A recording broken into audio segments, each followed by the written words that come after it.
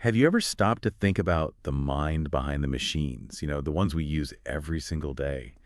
This genius who helped win a war basically laid the groundwork for AI, but then faced this terrible personal injustice. It's an absolutely compelling story, Alan Turing's. Now he's celebrated, right? Father of computer science, AI, war hero. Right. But that monumental achievement happened alongside a criminal conviction Yeah. because of who he was under these really discriminatory laws in the UK at the time. Yeah, exactly. So today, that's what we're doing. We're taking a deep dive into his life, his legacy. We've got a whole stack of sources, the biographies, academic papers, even interviews with his family. Mhm. And our mission really is to pull out the key insights, the important nuggets about him.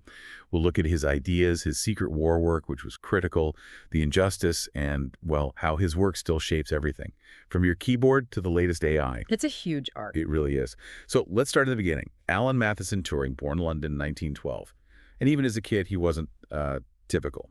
No, definitely not. Apparently, he was more interested in doing his own chemistry experiments or figuring out how flowers grow, like the mathematical patterns behind them. Right. That fascination with pattern formation, morphogenesis, it even came back later in his other scientific work. Yeah. It shows that kind of singular curiosity he had right from the start. And academically, he ended up at King's College, Cambridge. That was 31 to 34. Okay. And that seemed to be a place where he found, both the intellectual stimulation he needed and, maybe surprisingly for the time, a degree of tolerance for his homosexuality. He was elected a fellow there too, wasn't he? For his dissertation. Yes, a significant early achievement. Then he went on to Princeton for a bit as well. But 1936, that's the big one, theoretically speaking. His paper on computable numbers. With an application to the Entscheidungsproblem. Yeah. Yeah, that's where he introduces the universal machine, what we now call the universal Turing machine. This wasn't just theory for theory's sake, right? Yeah. This was like the blueprint. Exactly. The conceptual blueprint for basically every computer we use. The idea that one single hypothetical machine, if you gave it the right instructions, could do any calculation that could be calculated. That's kind of mind-blowing. It just eliminates the need for different machines for every single task. Software, basically. It laid the foundation for software, absolutely. And in the same paper, which is incredible, he also proved the halting problem. Which sounds technical, but it's fundamental. It is. It showed there are inherent limits to what computers can ever do. Some problems, like figuring out for sure if any given program will just run forever in a loop, are simply uncomputable. No machine, however powerful, can solve it. So it's not just about building faster machines. There are things algorithms inherently cannot solve. Precisely. And that work also gave a really solid definition for what effectively calculable means. What can a machine actually compute? It connected deeply with Gödel's work on incompleteness. Right, the limits of formal systems. Yeah, and Church's thesis, which essentially said Turing's model captured everything that was intuitively computable.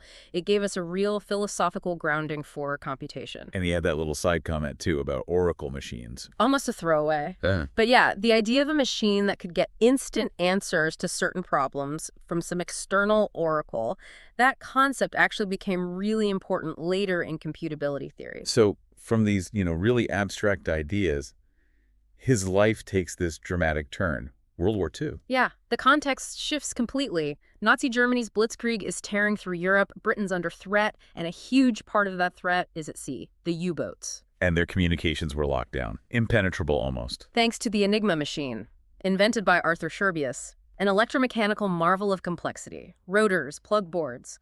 The number of possible settings was astronomical. Something like 10 to the power of 21. 1,000 million. Unimaginable numbers. Without the daily key, even if you had the machine, you were lost. But, and this is crucial, the British weren't starting from zero with Enigma. Absolutely not. We have to credit the Polish Cipher Bureau, Marian Rajewski, Jerzy Rzycki, Henryk Sigalski. They did incredible pioneering work back in the early 30s. They had a machine, the Bomba, didn't they? For earlier Enigma versions. They did, and crucially, they shared their intelligence, their methods, their reconstructed machines with the British and French in 1938. That Polish contribution was absolutely vital groundwork for Bletchley Park. Without it, who knows? Who knows? But even with that head start, Bletchley Park, when Turing arrived in 39, it wasn't obvious how to crack the newer, more complex military enigmas. The team was eclectic. Yeah, you mentioned like two mathematicians, And then archaeologists, linguists. Chess champions. It shows they were trying everything, that the path forward wasn't clear. But Turing's specific skills were key. Designing the British bomb. Yes, building on the Polish concepts, but scaling it up massively. This electromechanical machine could simulate, 36 Enigmas at once? And crunch through possible settings much, much faster. And he developed a statistical technique, too, Bambarismus. Right, Bambarismus. A very clever statistical method based on likely letter pairings in German messages. It helped them dramatically narrow down which rotor settings they needed to test on the bombs each day. Saved enormous amounts of time. So the machines were crucial, but so were these statistical insights. It was the combination. Then came the big breakthrough for the naval Enigma, the really tough one used by the U-boats, October 42. HMS Petard. That's the one. They captured U-559 and crucially recovered its Enigma machine and, critically, the code books, short signal books, weather signal books. That was the missing piece. And with that, plus Turing's methods and the bombs. They could read the naval Enigma traffic pretty much daily. The impact must have been immediate. Absolutely massive. The Admiralty suddenly knew where the U-boat wolf packs were likely to be. They could reroute convoys, hunt the hunters. It was arguably the decisive factor in winning the Battle of the Atlantic. And the wider impact of Bletchley's work, ultra-intelligence, went far beyond the Atlantic, right? D-Day deception. Operation Fortitude, yeah. Feeding the Germans misinformation about where the landings would happen, Ultra played a role in almost every major theater of the war. The estimates, as you said, are staggering, shortening the war by maybe 2, some say even 4 years, saving millions of lives. 14 million is a number often cited. It's almost impossible to grasp. And yet, the people doing this work, Turing, Tommy Flowers, who built Colossus for the Lorenz cipher. Another level of code breaking. Right. They were hidden figures. The ultra-secret was kept so tightly, well into the 1970s. So Turing died without the world knowing any of this. None of his wartime contributions were public knowledge, Yeah. which makes the post-war story even more complex. Yeah, let's shift to that. After the war, he's at the University of Manchester, working on early computers, but also thinking bigger, thinking about intelligence itself. Right. His 1950 paper, Computing Machinery and Intelligence, hugely influential. It starts with that provocative question, can machines think? And proposes the imitation game. What we now call the Turing test. The setup is simple, elegant almost. An interrogator types questions to 2 unseen respondents, 1 human, 1 machine. Can the interrogator reliably tell which is which? If not, the machine passes. It's behaving indistinguishably from a human, at least in conversation. Exactly.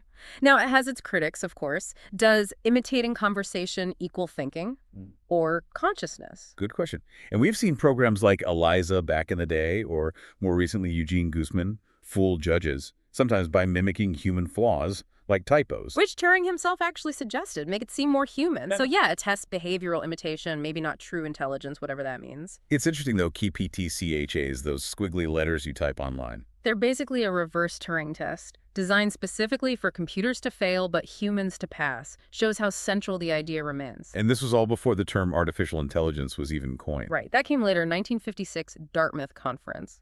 Turing was way ahead of the curve. Yeah. And look where we are now. Large language models, ChatGPT, Google's LaMDA. And that recent Stanford study you mentioned, from March 2025, GPT 4.5 fooling judges in a Turing test setup more often than actual humans did. Yeah, 73% of the time identified as human. That's pretty remarkable. It's arguably the first solid empirical evidence of an AI passing that specific test under those conditions. Which brings us to this idea of the Turing trap. Yeah, Eric Brynjolfsson's concept. The worry is if we focus AI development purely on imitating humans passing the Turing test, essentially are we just building machines to replace human workers? Instead of augmenting them. Yeah. Making humans better at their job. Exactly. The trap is that imitating humans might lead to substituting labor, driving down wages, increasing inequality, rather than creating new capabilities and prosperity. It's a really important societal question sparked by Turing's legacy. It really is. But we have to loop back to Turing's personal story because it's tragic. Despite everything he did for the war effort, his country criminalized him. In the 1950s UK, homosexuality was illegal. He was convicted in 1952 for gross indecency. The same law used against Oscar Wilde. The very same. And he was given this appalling choice. Go to prison or undergo chemical castration. Treatment with female hormones to reduced libido. He chose the treatment. He did. Right. And by all accounts, it had significant physical and psychological effects.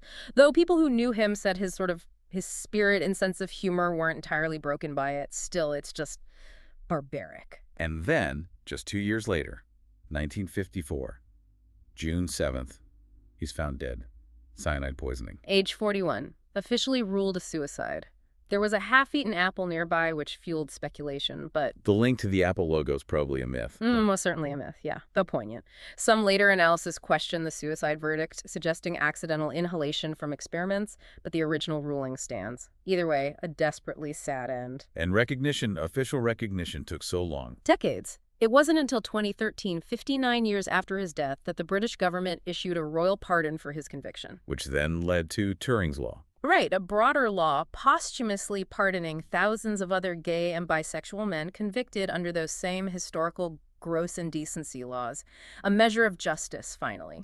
And now, of course, the posthumous honors are everywhere. He's on the 50-pound note. Time magazine's 100 Most Important People of the 20th Century. And the highest award in computer science, the Turing Award. Named after him. It's just incredibly poignant, isn't it? That he died never knowing the sheer scale of his impact. Not just the war, but the entire digital age he helped usher in. It's an almost unbelievable story.